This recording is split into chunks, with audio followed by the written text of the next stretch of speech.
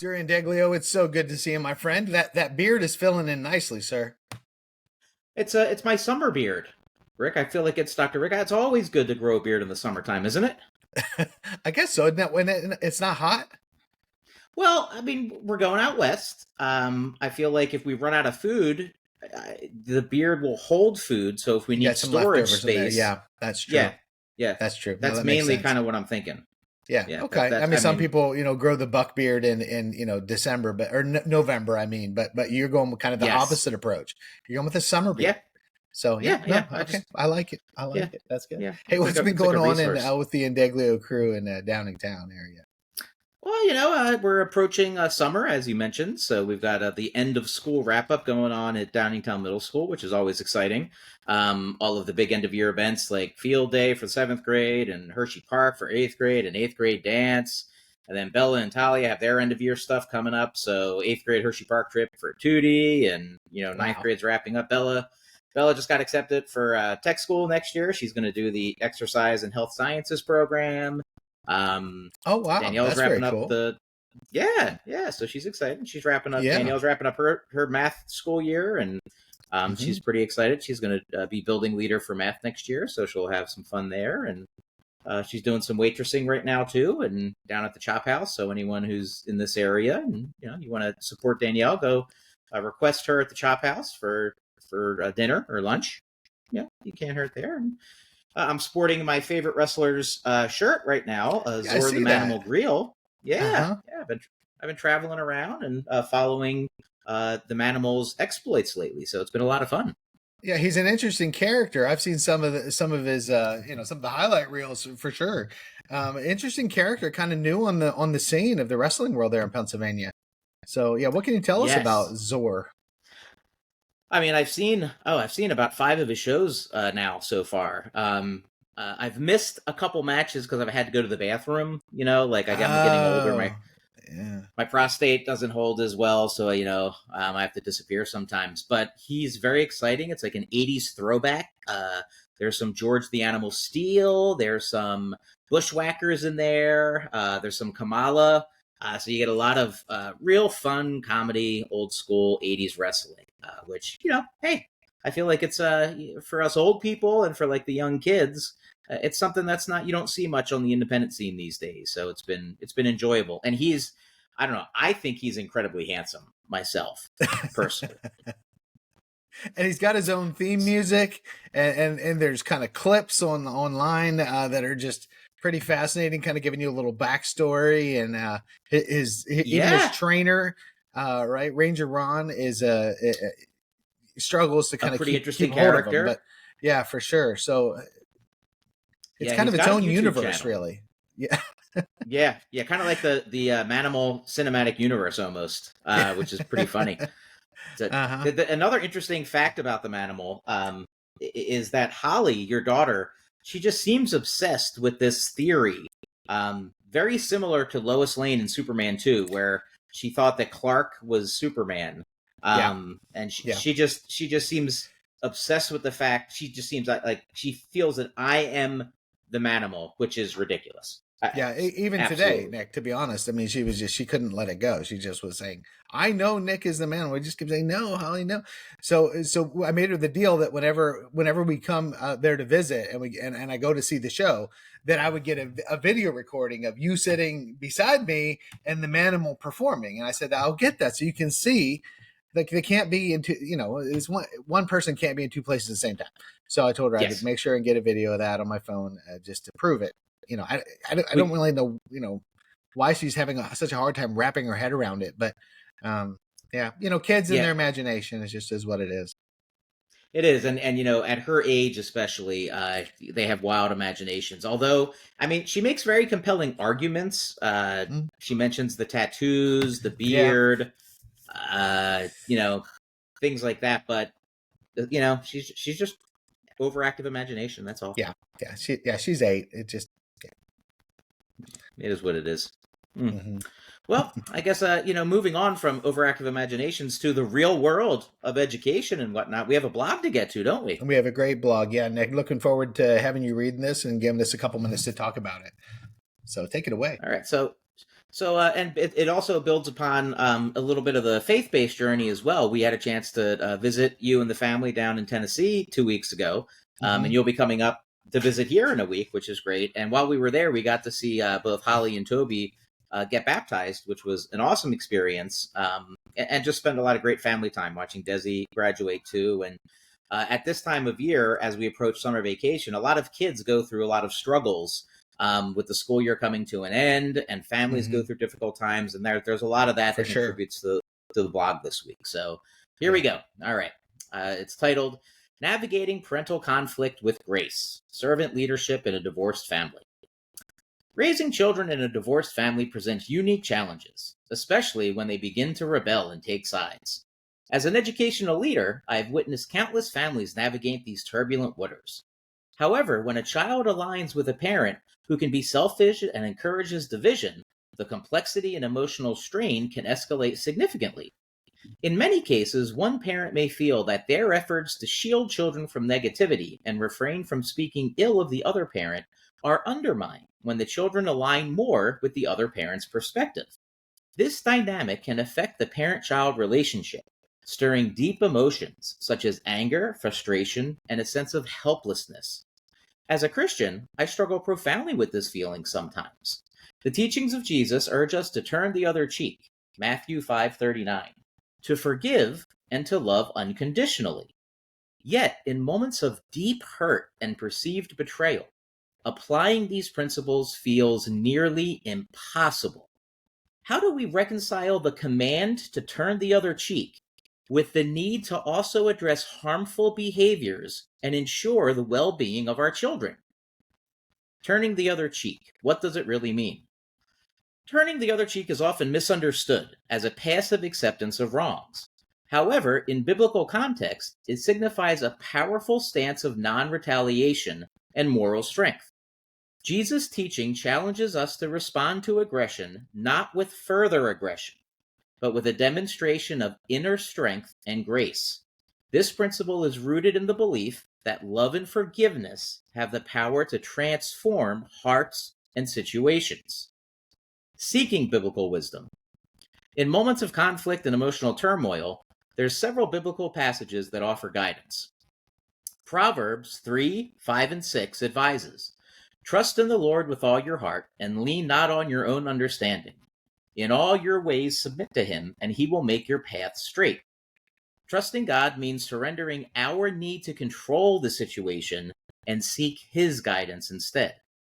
Ephesians 4:31-32 encourages us, get rid of all bitterness, rage, and anger, brawling and slander, along with every form of malice.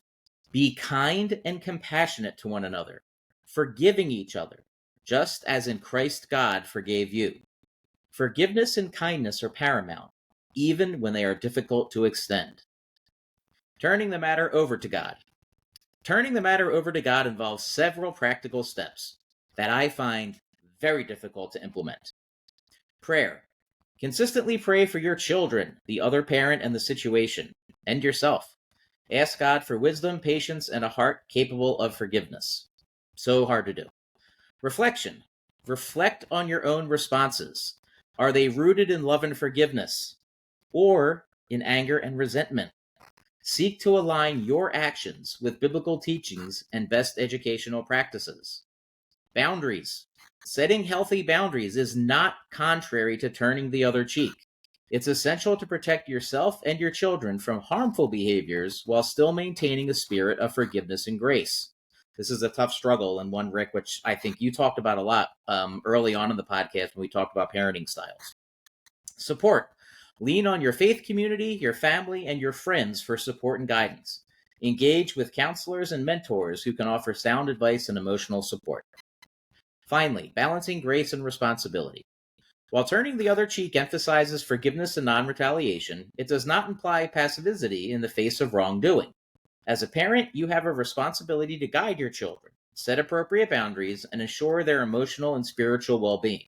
This involves open communication, modeling Christ like behavior, and sometimes making difficult decisions that prioritize their best interests. However, putting these principles into practice can be incredibly challenging. It is a real test of faith to remain patient and loving in the face of hurt and frustration. The difficulty of embodying grace and forgiveness, especially when feeling wronged or undermined, cannot be overstated. Yet it is through these struggles that our faith is both tested and ultimately strengthened. By continually turning to God for guidance and strength, we can navigate these challenges with a heart rooted in His love, striving to create a stable, nurturing environment for our children despite the obstacles. Just beautiful, Nick. I appreciate that so much. Such good wisdom, I think, here for so many folks who are going through difficult transitions and difficult times, and families going through difficult times. And you mentioned in particular, just even the kind of the entry or re-entry back into summer mode is a major transition, right? Not only for kids, but for families, and kind of helping to navigate those circumstances. So I think it's great wisdom here and I love how you kind of refer to some biblical wisdom to kind of help us through that as well. Two things kind of pop out at me, Nick, that kind of harken back to some of the leadership qualities that you talked a lot about in the podcast a few months ago, that kind of come through here. One is putting kids first. Right? It's putting kids first. I mean, that might have been your first one of the 16 leadership qualities. You put kids first. That's the most important thing, is always asking yourself, what's best for the kids, whether it's the kids, your students at school, whether it's your own kids, right? Or the kids that you have kind of responsibilities to kind of help care for. So that's a key here, right? Putting yourself a second or third and making sure that you're doing what's best for kids. And that's easier said than done, because you can make arguments, right? Sure. That sometimes fall out in your own favor. So being objective about that is hard, which again kind of relates back to what you kind of talked about here, that you talked about, well, let me lean on objective people, right? What are they saying? What do they think is best, right? Whether that's friends and family, who can be objective, give you some objective truth, or whether that's a professional, right? A counselor, or a life coach, whoever that might be, to kind of give you their perspective, which isn't kind of bound up in trying to make you happy, right? Or trying to, that really also just kind of want what's best for kids, right? For the kids kind of under consideration. And the other one that comes through here consistently throughout this, Nick, is humility.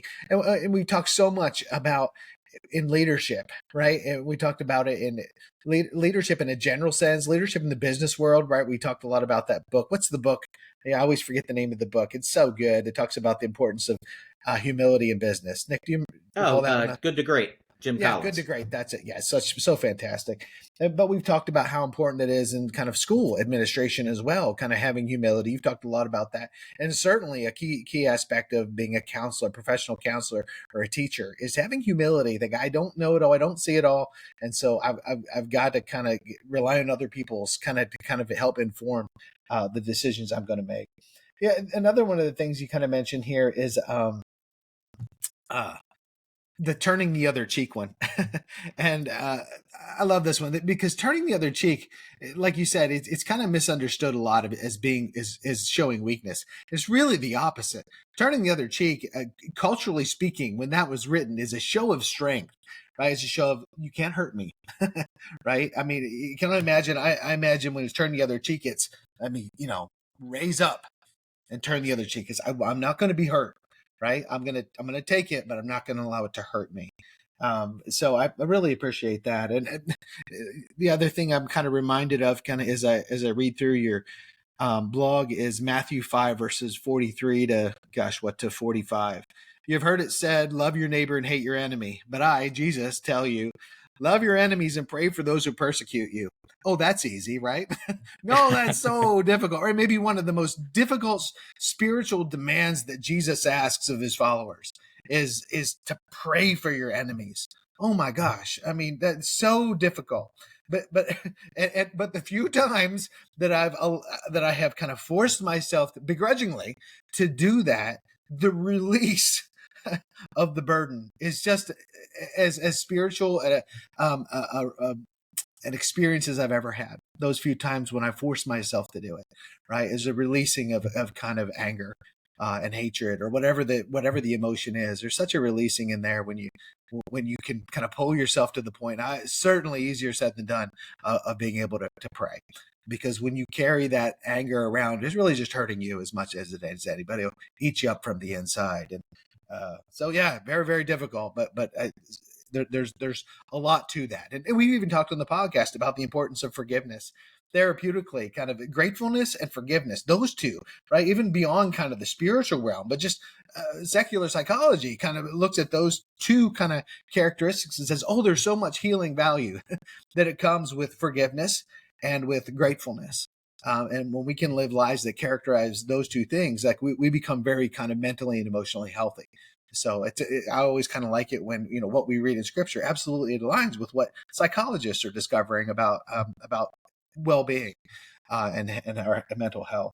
So yeah, those are a few of the reactions I have. Again, I'm just I love the blog, Nick. I appreciate you sharing it. Well, anything else you want to add, kind of more informally about it, or No, I maybe you figure just said it all I there? yeah, I love you. I love the point you hit on in particular, and I just want to reinforce, and I hope it was said enough throughout the blog that while it's easy to say all of those things, it's so incredibly difficult to put in practice for yourself. You know what I mean? Like Mm-hmm. as professionals in this field, it's easy for us to give that advice, but when we Yeah, are the ones in that seat, we know it is extremely hard to do. You know what I mean? yeah, And doing all of those things, forgiveness, grace, turning the other cheek. It is so much easier, not to be flip, but to use the Star Wars reference. It's just much easier to turn to the dark side. You know what I mean? It's yeah, just much yeah, simpler. And there's there is a a feeling of, I hate to even say it like this, but there's a good feeling sometimes when you speak things that are sometimes maybe truth, but it's mean truth, it's mean spirited. mm-hmm. Or when you see someone receive karmic justice, and you shouldn't feel that way, but it feels good, and it's Yeah, hard to pull that back and refocus it and ask for the strength to, again, grace, forgiveness, compassion, kindness, realizing we're not in control, letting go, and then trying to find a balance to make sure what we're trying to do is help and do what's right for kids as opposed to the selfish part and do what's right for ourselves. So yeah, for again, just sure. to reemphasize those things as well. Yeah. Nick, there's a lot of, I feel like sometimes when I'm sharing kind of my thoughts and reactions, I talk in generalizations. And, when you're in counseling, clients do that too. They talk in generalizations. And one of the things that a good counselor will do is will ask for specific examples of when those kind of things have happened in their life. But let me do this. Let me share a specific time, because I gave that generalization for myself when I pray for my enemies. I won't say the specific name, but let me just give you the context and the situation of when this has happened for me. Uh, After my father passed, ran the business for a while. Not very well. We only did it for 2 years, and it just wasn't the businessman that he was. And so, we kind of sold off the assets and went out of business. But in the process, I had a business partner who ended up racking up a huge debt, like $70,000 worth of debt. He was also a friend of mine, a good friend. And he never paid it back. And so it ended up kind of going on credit cards for Christy and I, and really hurt us financially for a couple years for sure. And I was so angry. I was so angry and hurt because, again, this was a person I considered a friend, and for a long time. And that scripture, I didn't even want to read it. That I should pray for my enemies. I wanted nothing to do with it, because there was the catharsis of being angry, right, and complaining about it. In some way, I don't know, made it feel better, but it really was eating me up. And so, at some point, after much kind of, again, frustration along the way, I finally kind of broke and said, I need to pray for him to help me, right? And so I did that, and I got to tell you that the release that provided for me, as I'm just thankful to God that for guidance, for scriptural guidance, to allow me to do that and move on. It did. It didn't give me the money back. I don't have a happily ever after story of that or anything. But it let me let go of the hate. It was something that I would kind of ruminate constantly, day after day after day after week, and it wasn't helping. The only person that was hurting was me.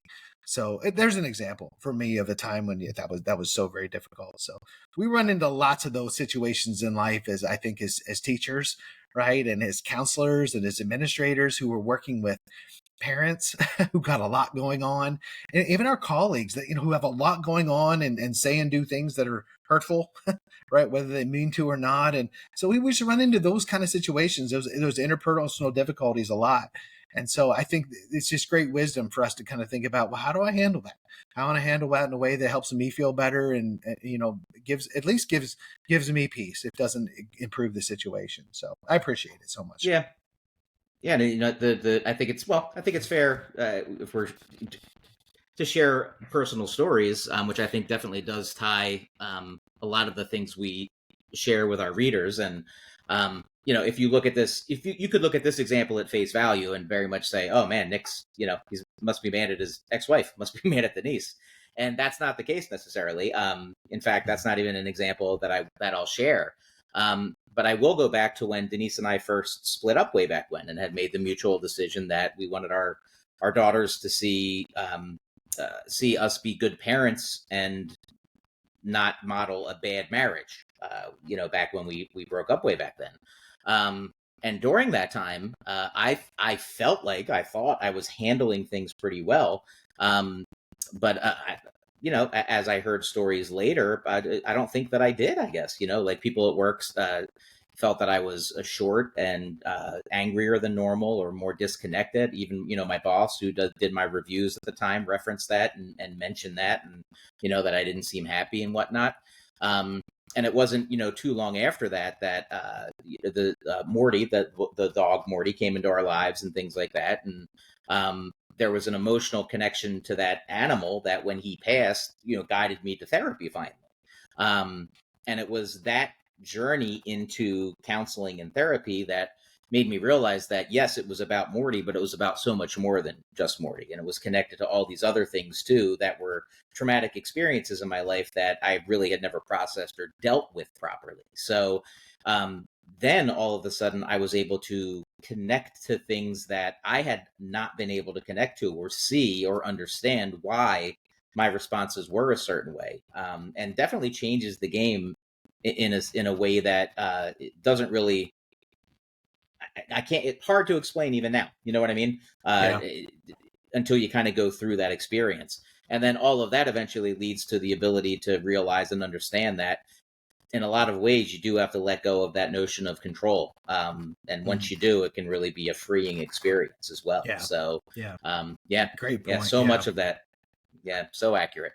Yeah, so for true. sure. Yeah. The other thing I think we're doing when we it maybe kind of helps us to do those things, to forgive, to give grace to people who maybe haven't even earned it. One of the things that I think helps is how would we want our kids or our students to act towards people who have wronged them? What would we want them to do? What do we think would be most helpful for them? And what a great opportunity it is to model for them, right? To model for them emotional regulation, controlling our emotions and making good decisions even when we don't want to. I mean, it's typically what we want our students to do, right? Is control your emotions, make thoughtful decisions, and be kind, right? That's what we would tell students and our kids to do. So it's hard sometimes for us to do that ourselves. But again, when we're able to do that, and maybe it's a motivation to do that, say, I can model this. What a great opportunity for me to model it for kids. And I think maybe modeling it, our actions kind of speak a lot louder than our words, what we tell kids they ought to do or not do. When we actually do it or don't do it, that says more. Most of the time. Kids see everything. They Absolutely. Sure do. They sure do. Yep. Yeah. And that you talked a lot about that blog and just kind of reference. It's been a couple years since we've been on this journey, this adventure, if you will, Nick. And so folks who want to find out more about the story of Morty, that was one of the first blogs I think that we did on the show. And so that's maybe from 2 years ago. But if you search back through the blog archives on the website, excellentadventure.com, you ought to be able to find that blog on Morty, and kind of it's certainly heartbreaking and but very inspiring as well. So encourage folks to take a look. And on that note, we have reached our time limit for this segment and episode of Rick and Nick's Excellent Adventure. Tune in next time where we're going to talk teen mental health. It sounds like a party, Rick. Sounds good.